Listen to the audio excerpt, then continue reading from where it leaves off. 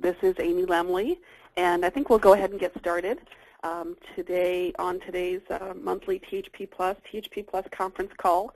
I think we have a few new people joining us this month, and just to let you know what this is, it's a monthly call that is organized by the John Burton Foundation. It's open to anyone who'd like to participate. We have most people on the call are either THP+ or THP+ foster care providers or county representatives, and our goal of the call is to bring this community together that's worked very hard to create and expand these programs, to share any policy developments that have occurred, provide the latest information, and also answer questions, and if we can't answer questions, to try and pursue the answer of them by asking different counties or DSS. So that is the purpose of the call today, and again, we always appreciate your time.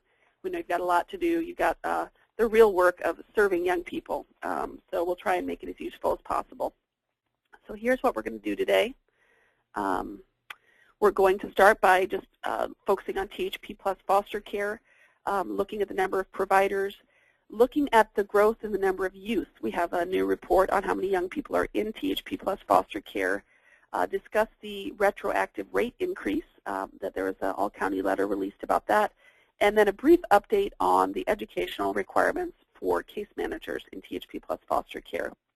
Then I'm going to turn it over to Simone, who is going to lay out a kind of a wait list capacity chart that we've developed recently to try and promote full utilization of THP+, and then we'll close out the call with some discussion about what future topics will be, as well as some announcements on the state budget and some kind of political developments that may be of interest.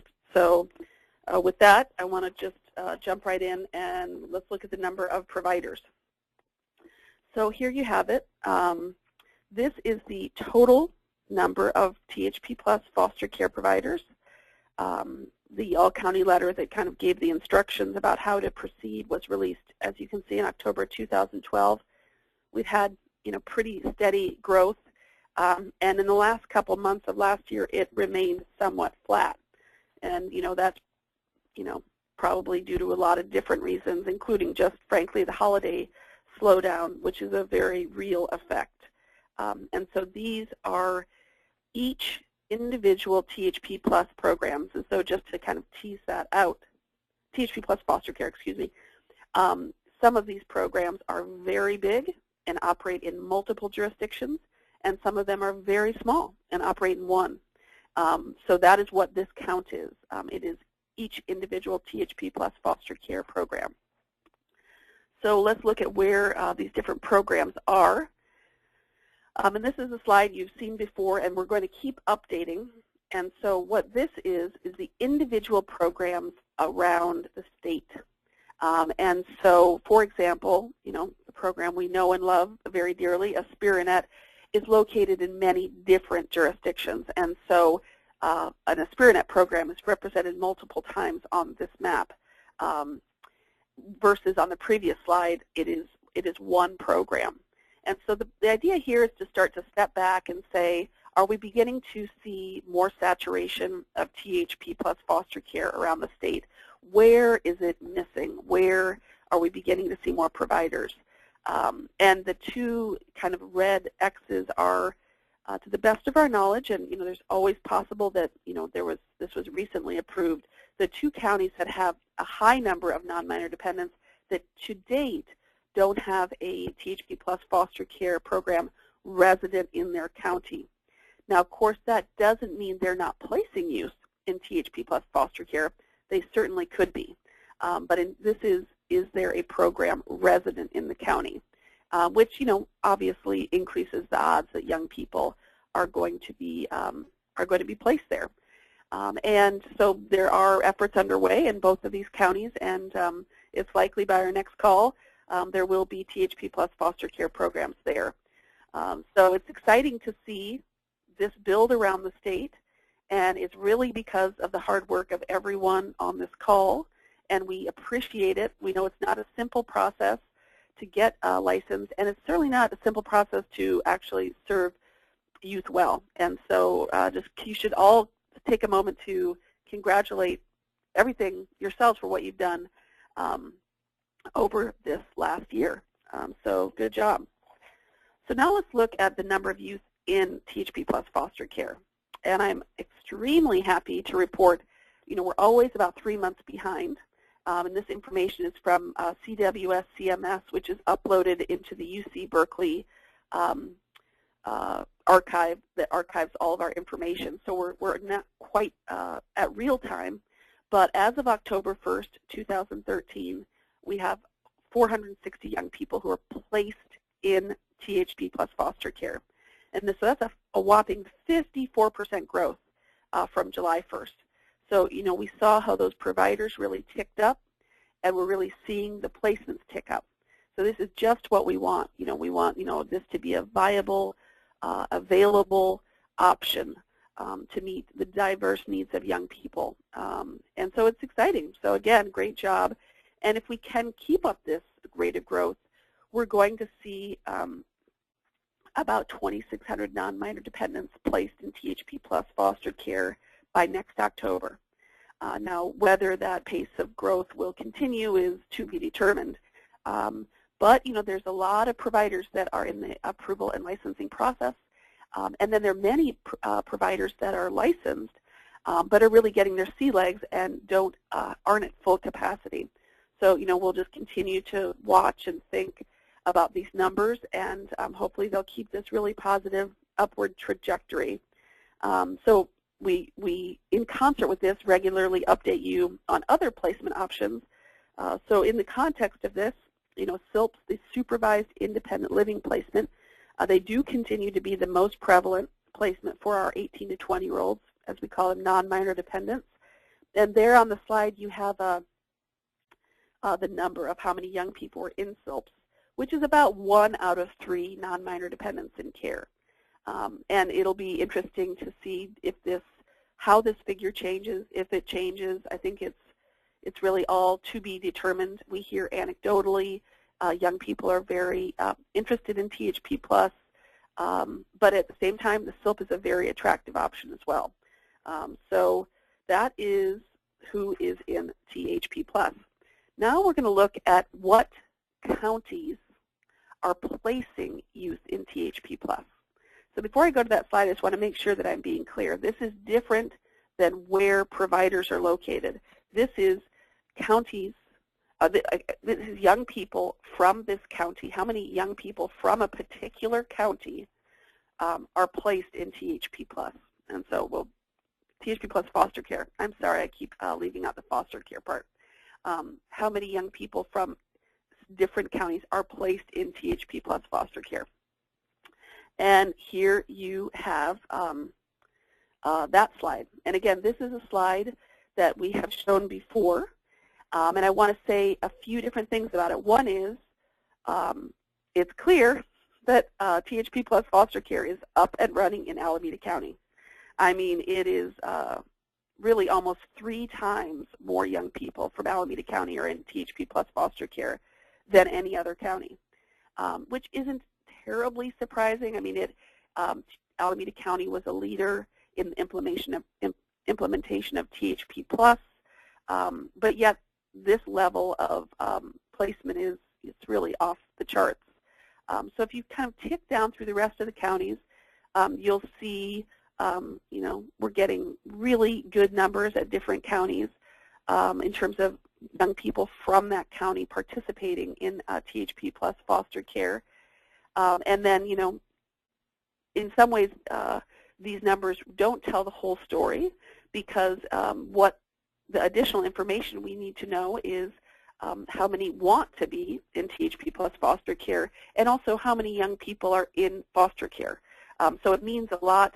It means something quite different for Del Norte to have a small number of young people in THP Plus foster care than it does, for example, Los Angeles County. But we definitely recognize that the program is at different stages of implementation around the state.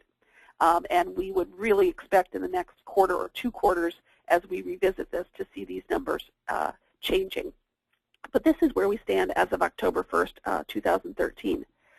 Now, the second thing I want to say about this chart is if you're a county representative, and this is what happened the last time we showed it, their county did not show up. And they said, we know that we're placing young people in THP plus foster care. So there's always potential for data error. And so the question is, are they being somehow categorized correctly in CWS CMS? And so the information that is archived at the UC Berkeley website is only as accurate as the information they get. So if you are from a county and you know for a fact that your county is placing young people in THP plus foster care, please take the time to do some research and to figure that out, because we want to have an accurate sense of how utilized this placement is or is not. So that's where we're at. So let's look at those 460 young people and learn a little bit about them and who they are and what they're up to. So here we have the 460 young people, and we can kind of break them out by, are they child welfare youth or are they juvenile probation youth? They're overwhelmingly, as you can see, from child welfare, so dependents rather than delinquents. And this data is a little bit different, frankly, than the data we got on our annual report. The annual report data that we collected suggested that there was a higher rate of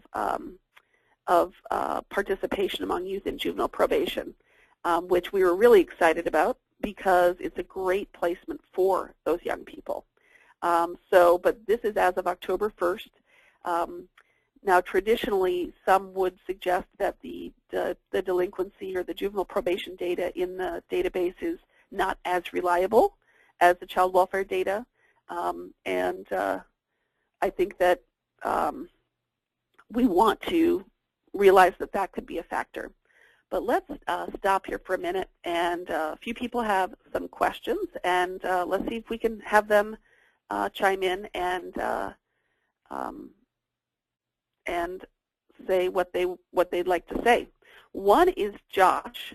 So Josh, I see that you have a question, and let me empower you digitally so that you can make your comment and ask a question that probably others have as well.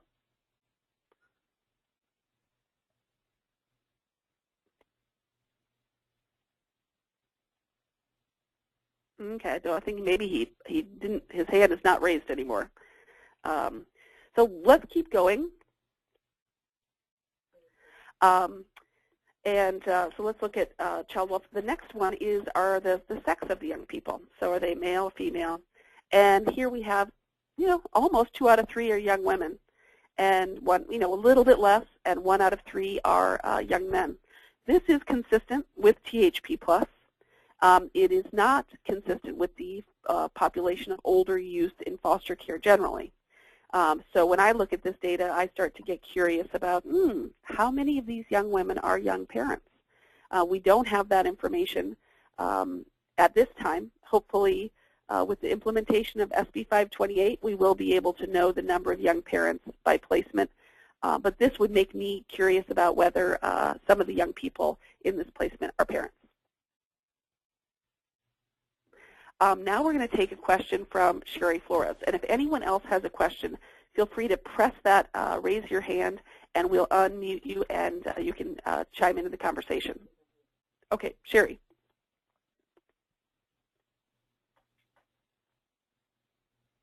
Okay, so Sherry may have, maybe we answered her question. That would be great. But if you have it again, just raise that virtual hand, and we will unmute you. Now let's look at the race ethnicity of the people in THP plus foster care.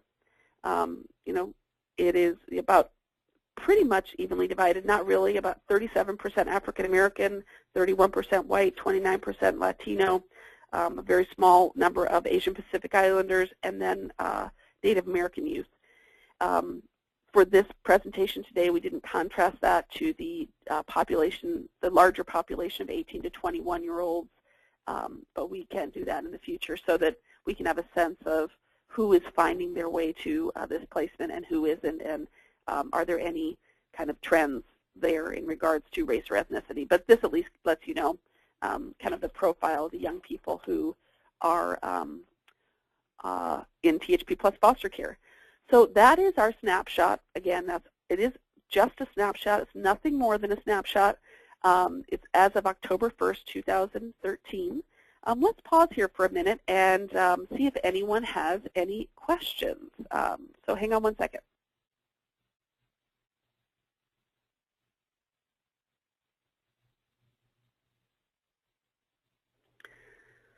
Okay, well, we do have some questions, maybe not kind of totally related to this information, but we will answer them. They're good questions. They have a really kind of good point behind them, but we're just going to stick with the kind of content we've got, and we'll take it from there. So if you have questions later on, please feel free to chime in.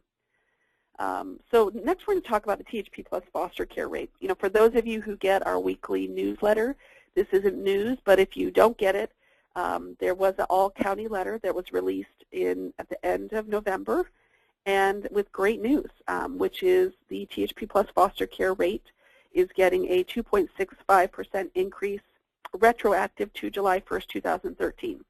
So on the chart, you see what the different rates are for the single site, the remote site, and the host family. And I'm sure those of you who are licensed providers, you're probably kind of working this all out retroactive till July 1st. But those are the numbers for you. And so it's exciting to see that rate increase go into place because, as we all know, the cost of housing is very high, and it's extremely, even though these numbers may look big, hard to pull this program off in different parts of the state as the cost of housing goes up and up and up. Okay. All right, so we do have one question. Hang on a second. Okay, so this is a good good question. Someone asked, what about counties where there aren't any young people participating in THP Plus foster care? Does a county have to place in THP Plus foster care?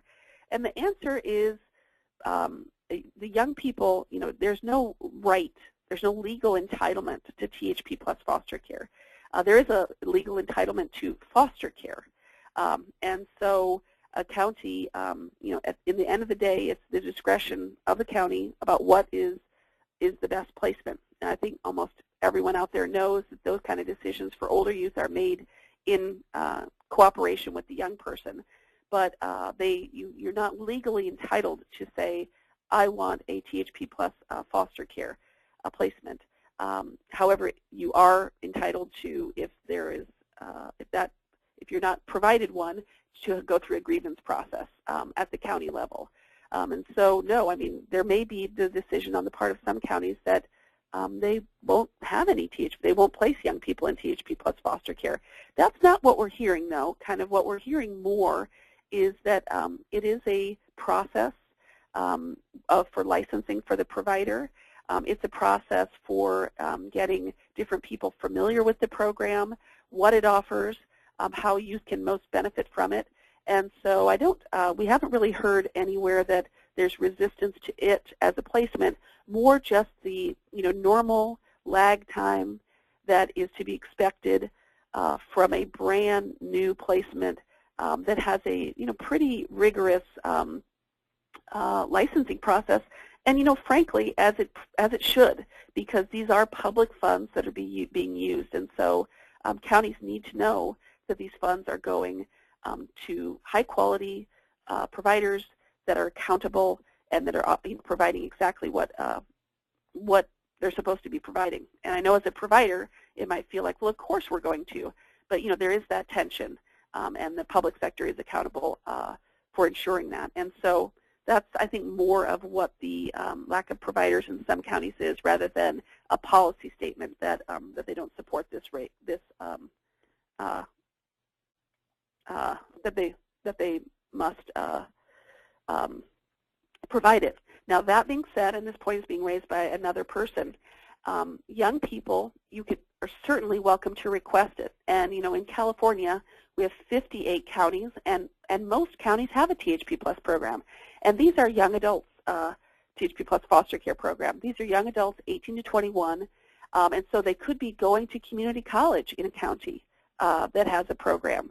And so I think one of the reasons why on our website we organize the THP Plus foster care list by where the programs are physically located is so that you, as county representatives, as people doing placements, as social workers, so that you can know when you're talking to young people where the programs are physically located, so that if a young person has an interest in it and maybe your county doesn't have one, that you can work with that young people to be placed in a program in a different county. And that's the real strength of having programs that are licensed by the state. You as a county have access to the full range of THP Plus programs that are out there, and you know that they have passed that level of approval. So I think with that, I'm going to turn it over to Simone, and Simone's going to talk about THP Plus and a new development that occurred after our THP Plus Institute last month. So take it over, Simone. Hi, everybody. I hope everyone's having a great new year and staying healthy. So as Amy mentioned, and as you guys know, last month we had in December our THP Plus Advocacy Institute for Providers. And just to, I know it's very confusing, THP Plus foster care. That's why I keep saying, Amy, remember to say THP Plus foster care, because it is confusing with the very similar names. So just to clarify, we are now moving on to THP Plus, the program for former foster and probation youth, the youth that have aged out of care or who have exited care. So THP Plus. So yes, last month we had the THP Plus Advocacy Institute. There were a lot of providers with some really great ideas and some good discussion. And so we were at one point discussing the temporary lull that some providers, THP Plus providers, were experiencing in referrals due to extended foster care participation that we've also discussed on previous calls. And then we know that these referrals will pick back up next year when the first full cohort of youth age out of foster care at 21. But we also know that in the interim, there is still considerable demand for THP Plus. There are not open beds because there's a lack of need. That's definitely a misconception.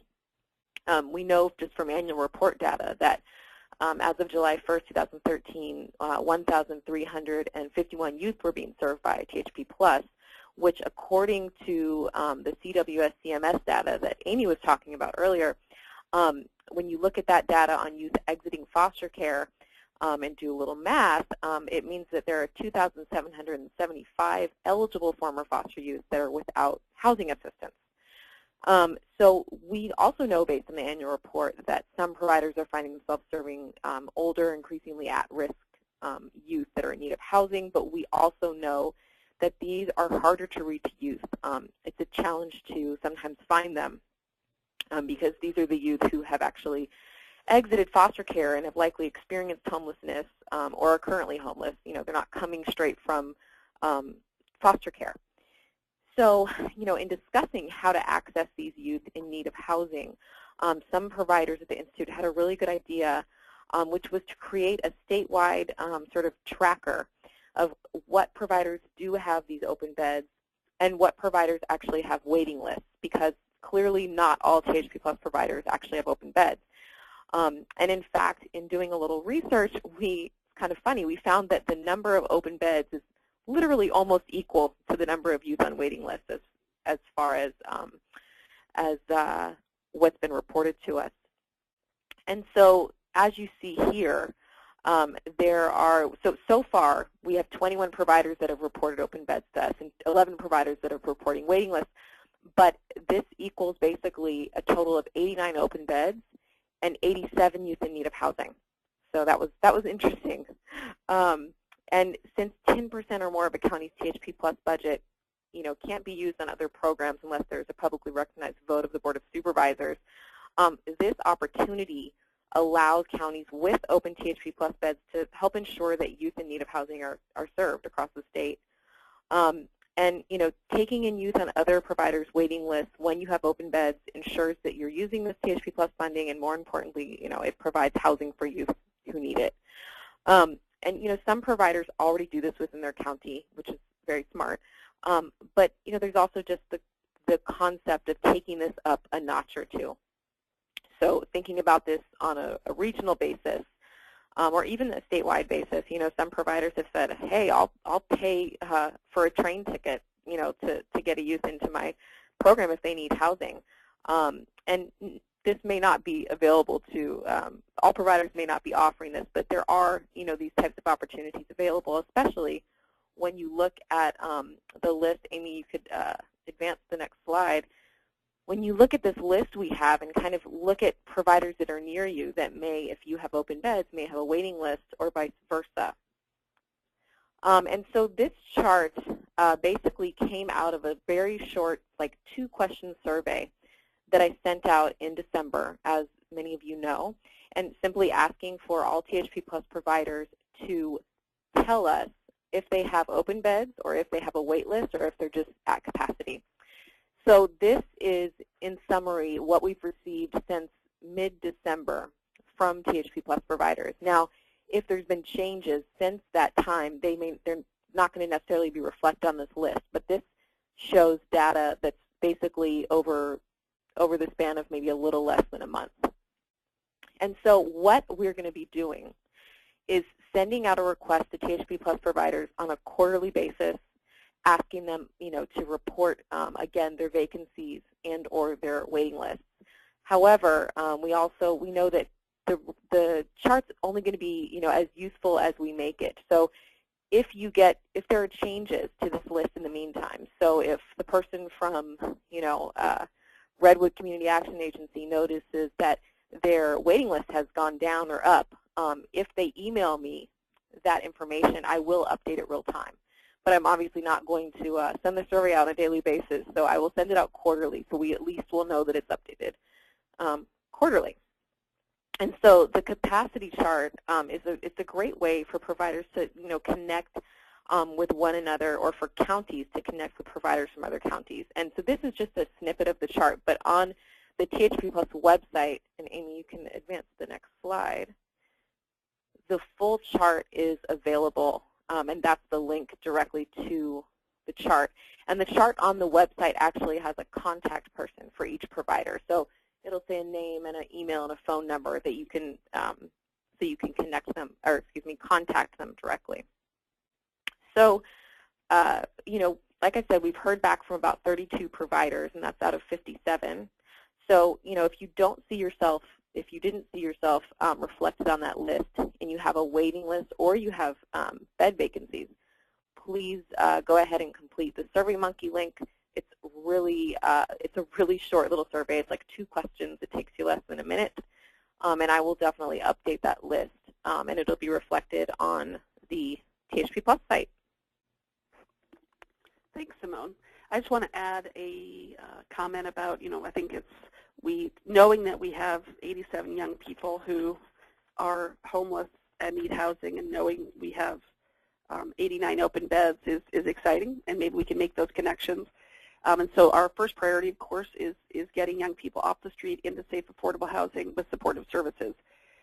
And a second, kind of really important reason to bring those numbers of wait lists, or the number of vacancies down, is, as we talked about at the Institute, it's a stronger position in terms of protecting THP Plus to have a program that is bursting at the seams. It's very hard in a budgeting context to say, no, it's really important that we don't cut this program, and in fact we even expand it when there are vacancies. And so it's about meeting the needs of young people today and ensuring that this program is around to meet the needs of young people for a very long time.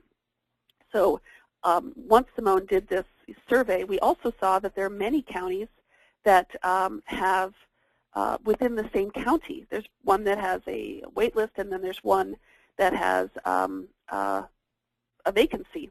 And so she did some intelligence gathering and said, well, this is interesting, what's going on here? And I think what she learned is that sometimes programs with vacancies are going to need to step up their marketing. There could be long-held perceptions about programs like, oh, they cater to this group or they cater to that group. And in the past, there's been such an over-demand for the program that we didn't necessarily need to kind of, show all of our bells and whistles. But that may be the case to kind of make sure that the current information about your program is accurate, so that young people aren't, so they know all you have to offer, because there's a lot there. I mean, most importantly, safe, affordable housing. So I'll leave it with that. I think we have a few questions. Oh, it looks like Simone answered it. And again, please visit the website and keep Simone updated. She's very, very good at staying on top of this stuff. And again, this could be a very useful tool for us if we make it fun. I just want to say I'm seeing that people are continuing to raise their hands, which we're really excited about because we do want to unmute people and allow this to be more like a phone call than a webinar. But the problem is everyone who's raising their hands is using their computer speakers. And when you're using your computer speakers, we actually can't hear you talk to us. So and I see Sharon Cromarty has her hand up. So Sharon, for example, if you'd like to, oh, and she just took it down. Okay, but in the future, if you guys want to raise your hands, you have to call in using the telephone, and then what we'll do is unmute you, and then you can speak. So just a little disclaimer there. And we'll make sure that those instructions are included with the next call, because the downside of this format is less interactivity. But there's a huge upside, and we have 55 people on the call, and doing a conference call with 55 people, it just takes one person in a car with their window down to kind of ruin it for everyone. All right, back to Simone. She's going to kind of talk about future calls, and then I'm going to wrap up the call with just some announcements about some political stuff. All right, so Amy, you want to advance to the next slide? Thank you. Okay. So I know that many of you have been on these calls since their inception, and we, for a while, I think it was last year, the beginning and middle of the year, I recall, we were kind of featuring different practice topics or policy topics on each call, and we'd have, a guest speaker, and we'd have discussion, and we kind of stopped doing that a little bit, but we'd like to pick that back up. And we really want input about what you guys want to talk about. Obviously, we want to make sure that these calls are worth your time and that they're productive. And so we'd like input on what topics are of interest to you. So what we're going to do is just launch a quick poll on upcoming practice topics. And there's only 5 options that you can choose from, but you can choose as many options as you'd like of things that interest you. But if you don't see something on there of interest, please either type it into your questions box in your panel now, or go ahead and email me at a later date, simone@johnburtonfoundation.org. So as you see, I'm hoping it's showing up for everybody. Which practice topics are you most interested in exploring on future calls? Again, you can choose all topics that you're interested in. The first topic is drug and or alcohol use amongst participants, and that could be discussed for both THP Plus and THP Plus foster care, obviously. Rent practices and policies, which we have discussed, but we know it's a hot topic for THP Plus foster care. And then roommate practices and policies for both programs, and again, that's something we have covered, but there may be additional interest in it. Improving participant employment outcomes. We know that's a big challenge for folks in both programs. And then lastly, participant educational retention. So it looks like people are voting. We're going to just give it a couple more seconds, and then we're going to show the results. And this is very exciting so far, kind of seeing what's winning here. It's interesting. And I think I'm going to close the poll now, so get your last votes in. Hurry, hurry, hurry. And I'm going to close it. Okay. And then I'm going to share it, and there we go. So it looks like people are definitely interested. Yeah, that's a challenge. Drug and alcohol use amongst participants, definitely a challenge. And we know that this largely comes out of youth that smoke marijuana, and It's a big challenge in California, kind of how to handle that in our program. So that's something people are interested in. They're also interested, oh, actually, this fourth one's such a light color, I didn't notice that actually got a higher percentage. Improving participant employment outcomes. Yep, okay. So it looks like there is interest in all topics. We'll kind of go with the top 2 first and then maybe work our way down throughout the year. So thank you so much for your input on that. And I am going to, oh, there we go. Just remind you all that our next call is February 13th.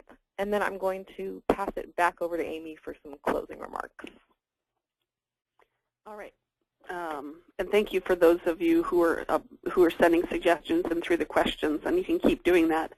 And you know what we do a lot of informally is we get a lot of requests for information, and we just kind of broker the information independently. So sometimes it's not a full-blown training, but if you ask a question, we can say, well, here's a provider that does something. So even if it's not a full-blown training, we'll do what we can. So I thought, you know, why not take a minute to just share some information generally. So that's what this is. I just wanted to kind of let you know kind of where we are kind of in the political world. And so I'm sure you all know we have a 2-year session in the state legislature. The state legislature is back in session, and they're ready and raring to go on the 2nd year of a 2-year session. So, you know, our longtime leaders in the legislature, John Perez, the Speaker of the Assembly, and Darrell Steinberg, the President Pro Tem, they'll both be termed out this year. So that's big. They've been champions, particularly Darrell Steinberg, on the issue of children and youth in foster care. They're going to have, you know, I'm sure some type of big proposals that they want to see get across the finish line in their last years in the legislature. So that's just to share that with you. Next, today, the governor's budget came out. I think it was leaked. It was, I think it came out a little bit earlier than it was supposed to, but it is. It's out. It's all the buzz today everywhere around the state. I haven't analyzed it, and I'm going to be on a call later. What's important for this community to know is that THP+ isn't, or THP+ foster care is not any part of it. You know, child welfare has been realigned, as you all know, and so it actually isn't in the budget document, which is pretty fascinating. In some ways, it's great because it protects us from any cuts. In some ways, it's not great because it kind of prevents, if there's more money, which there certainly is this year, from a big new investment. So there's pros and cons, but if you're kind of waiting for an analysis of the state budget as it pertains to child welfare, that won't be forthcoming. Next, but related to this, is based on this information, counties are ramping up their budget development. I mean, anyone who works for a county knows that the budget is never a never-ending process. But starting in January, many counties began their process really engaging with the public in an effort to get it all, you know, kind of finished by the July 1st fiscal year. So if you are a county representative or a THP+ provider, now is the time to march in to that process, find a way in to make your case, if not for expanding THP+, because there is growth in sales and use tax revenue for realignment, then at least to sustain it. You know, don't think someone else is carrying your water. Don't think someone else is taking care of this, because they're not. It's really a county-by-county effort. And so, you know, get involved in your county budget process in some way. Next, I just want to share that here at JBF, we are continuing to work on a THP+ statewide rate. So that's been on the back burner for some time. There's a work group convened, and their higher priority has been THP-P, which is, as you know, a placement for 16 to 18-year-olds. But we are continuing to emphasize the importance of a statewide rate, and just want you to know that that is a priority for John Burton Foundation in 2014. And we may need to draw on many, if not all of you, to help make that case and explain why that's important.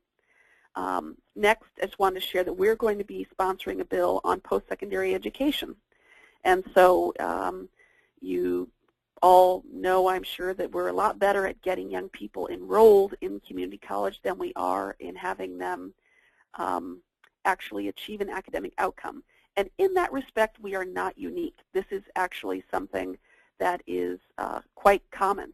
But we're working on a bill that would be for foster youth entering community college that would support their retention. And, we know that housing, employment, and education are all, the three legs of the self-sufficiency stool. And so we hope that you will partner with us as we work on this bill, which we're really excited about. And last is we had a very well-attended web seminar in November. We really see from the data presented today that, while we thought we were serving more youth in juvenile probation, it kind of turns out we aren't. And so they're a very, very needy group. They're entitled to the same benefits in extended foster care as young people from child welfare. And so if you want a little primer on serving young people from juvenile probation, check out that web seminar. It's recorded, and we're happy to offer any support or assistance in answering questions, because I personally, really up until a couple years ago, didn't understand almost anything about, that group. And it's been a real education for me, and it's really motivated me to try and make sure that everything we provide to youth in child welfare, our juvenile probation youth, also have access to. And so that's what we have for you today. So thank you again for taking the time to be on the call, and we will talk to you next month, if not before. So that concludes today's conference call. Thanks again. Have a good day.